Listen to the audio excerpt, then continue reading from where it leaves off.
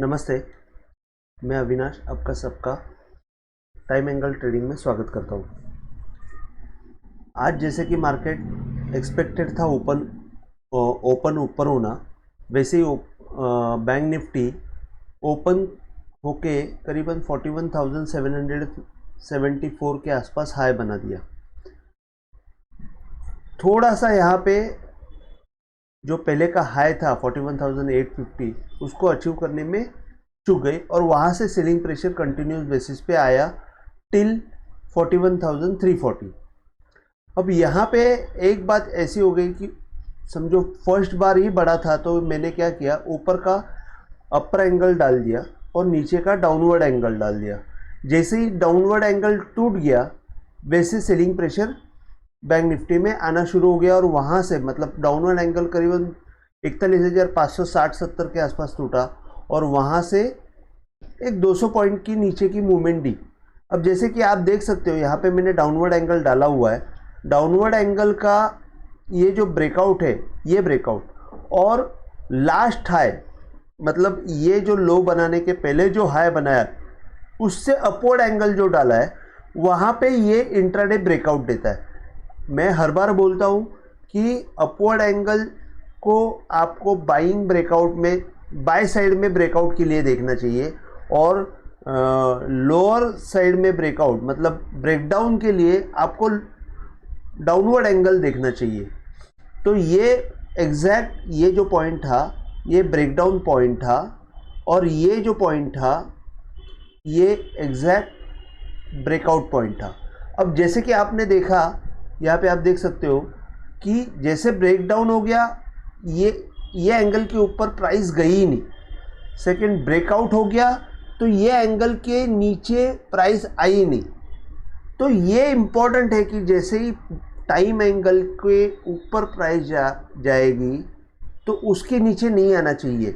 मैंने एक बात बताई हुई है कि यहाँ से आपको यह टाइम एंगल से 60 से 70 पॉइंट का स्टॉप लॉस रखना है नीचे के साइड में। अगर वो उसी वक्त ऊपर नीचे हो गया, जैसे कि क्रॉस करते वक्त ऊपर नीचे हो गया और वहाँ से वापस नीचे आ गया तो आपको लॉस नहीं होना चाहिए बाय साइड में। इसने बाय कंफर्मेशन तो दिया लेकिन क्रॉस होने के लिए मतलब ब्रेकआउट अच्छी तरह आने के लिए उसने थोड़ा टाइम लिया। लेकिन यहाँ से अभी समझो कि ये फर्स्ट बार जो है उसने क्लोजिंग देने के बाद सेकेंड बार उसके ऊपर गया तो अपना बाय सिग्नल जनरेट हो गया। मतलब 41,557 में ब्रेकआउट आया तो हम लोग ने सिंपली 51,500 का भी स्टॉप लॉस लगा दिया तो भी कोई प्रॉब्लम नहीं है। 50 पॉइंट नीचे लगा दिया तो भी कोई प्रॉब्लम नहीं है। वहाँ से आपको 557 से लेके 750 मतलब 200 पॉइंट की रैली वन वे आपको आधे घंटे में मिल गई। ये टाइम एंगल का एक खासियत है। यहाँ से आप देखेंगे, यहाँ से जैसे कि ये पॉइंट क्लोजिंग है, समझो 41,500 के नीचे भी हम लोग देखेंगे कि ये फर्स्ट बार है, उसके नीचे क्लोजिंग आया, उसके नीचे मैंने सेल किया तो आपको स्टॉप लॉस भी तो यही है।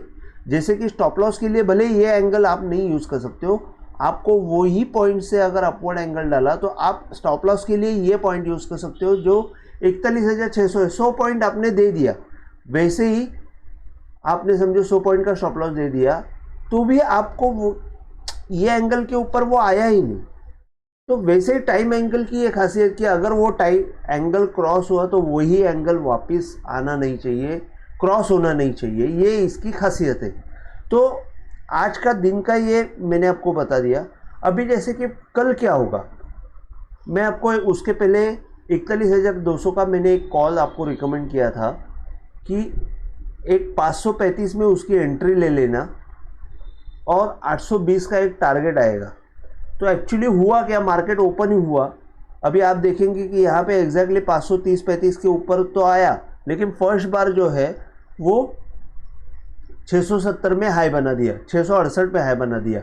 मैंने ये बोला था कि 535 में लेना, फर्स्ट टारगेट है 670 और सेकंड टारगेट है 820।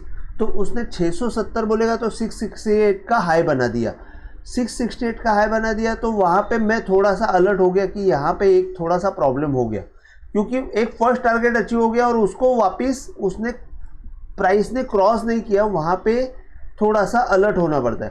फर्स्ट कैंडल बड़ी है तो आपको दूसरा कोई चॉइस नहीं है, जैसे ही ये सेकेंड कैंडल ब्रेक हो जाती है आप वहाँ पे थोड़ा सा अलर्ट हो सकते हो। इसमें भी आप देख सकते हो कि जैसे ही इसने लो का एंगल तोड़ दिया, यहाँ पे आप देखेंगे डाउनवर्ड एंगल तोड़ दिया, तो यहाँ पे ऊपर नीचे हुआ है, लेकिन अपवर्ड एंगल जो है वो बहुत ऊपर है। तो ये कॉल पुट में वो गणित नहीं होते, तो वो कॉल पुट में कैसे यूज़ करना है मैं आपको अलग से बताऊंगा। लेकिन यहाँ पे आप देखेंगे तो इसको अगर आपने ये पॉइंट को अगर आपने बराबर पकड़ लिया तो आपको ये पॉइंट से अगर आपने लो डाल दिया जहाँ से ब्रेकडाउन हुआ है वहाँ से आप देखेंगे एंगल डाल दिया, तो ये कैसे एग्जैक्ट ब्रेकआउट यहाँ पे 474 में आता है। तो एक क्या हुआ कि जैसे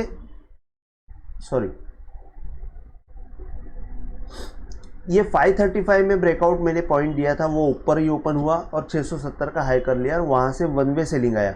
और उसके बाद क्या हुआ, एक देखने वाली चीज़ ये थी कि कल का लो से जो अपवर्ड एंगल है उसको ही एग्जैक्ट उसने वहाँ पे रेस्ट हुआ और वहाँ से आप देखेंगे 385 का जो पॉइंट है वहाँ से क्लोजिंग 637 आई, करीबन 150-200 पॉइंट की मूवमेंट आ गई है ये कॉल के इसमें। तो आप आराम से मतलब अपवर्ड एंगल और डाउनवर्ड एंगल यूज़ करके 40-30 से 40-50 रुपया का स्टॉप लॉस लगा के व्यू का सौदा करके आप 1:3 में काम कर सकते हो। ये मैं आपको आहिस्ते आहिस्ते बताऊंगा कि कैसे यूज़ करना है, आप खुद कैसे प्लॉट कर सकते हो, ये सब चीज़ें मैं आहिस्ते आहिस्ते बताऊंगा। अभी भी मैं उतना आपको बता नहीं पा रहा हूँ कि टोटल मतलब वो कैसे करना है। इसमें अभी वापस हम लोग बैंक निफ्टी में आते हैं कि अभी एक कल तो छुट्टी है, 8 तारीख को छुट्टी है, 9 तारीख को क्या होगा, 9 नवंबर को जैसे कि बैंक निफ्टी ने क्लोजिंग एक यहाँ पे दी हुई है, एक्सपेक्ट करता हूँ कि 9 नवंबर को अपना नया हाई बैंक निफ्टी कर देगी, जो पहले का हाई है उसको क्रॉस कर देगी और वहाँ पे आपको जैसे ही ये क्रॉस हो जाएगा आपको 42,050 का एक टारगेट आ जाएगा और उसके ऊपर 42,200, 42,350 ऐसे टारगेट आ जाएंगे। जैसे कि ये 42,050 है, उसके बाद ये पॉइंट आ जाएगा अंदाज से 42,235। तो ये 2 पॉइंट ऊपर में आपको देखने को मिलेंगे जैसे ही ये 42,050 क्रॉस हो जाएगा। सेकेंड थिंग अगर नीचे के साइड में ओपन हुआ तो आपको 41,500 के करीब सपोर्ट मिल सकता है और वो भी सपोर्ट अगर टूटा तो 41,290 के आसपास आपको सपोर्ट मिलेगा। 41,000 जब तक 290 या तो 41,000 जब तक टूटता नहीं है तब तक सेलिंग के लिए इंट्राडे सेलिंग आपको मिलेगा, लेकिन प्योर सेलिंग आपको 41,000 के बाद ही मोमेंटम मिलेगा। 41,000 आप 50 पकड़ो, 41,000 पकड़ो, उसके नीचे ही सेलिंग होने वाला है। तब तक सेलिंग में आपको उतना लंबा प्रॉफिट नहीं मिलेगा, तो लंबा प्रॉफिट आप बाइंग करके कर सकते हो। 41,850 के ऊपर बाय होने के बाद आप सिंपली अभी जैसे कि ये मैंने आपको बताया कि ये एंगल है, ये एंगल 41,850 है। तो 41,850 के ऊपर जैसे ही एंगल क्रॉस हो जाएगा आप 60 से 70 पॉइंट का स्टॉप लॉस लगा के बाइंग में काम कीजिए, आपको 42,050 और 42,250 का टारगेट मिल जाएगा। अभी कल के लिए मैं आपको 41,500 का व्यू देता हूँ। 41,500 में क्या हुआ है, हर कॉल अलग अलग बिहेव करता है। 41,500 में क्या हुआ कि कल का जो लो था उसका डाउन अपवर्ड एंगल को तोड़ के वो नीचे जाके वापस ऊपर आया और ये जो पॉइंट है जो आज का हाई है उसके ऊपर जाके क्लोजिंग दे दिया। अगर आप देखेंगे ये जो पॉइंट था यहाँ पे आप देखेंगे, यहाँ से मैंने ये डाउनवर्ड एंगल डाला है, तो आप देखेंगे एग्जैक्ट यहाँ पे ब्रेकडाउन आया, यहाँ पे रेजिस्टेंस आया और यहाँ पे एग्जैक्ट बाय इनिशिएट हुआ।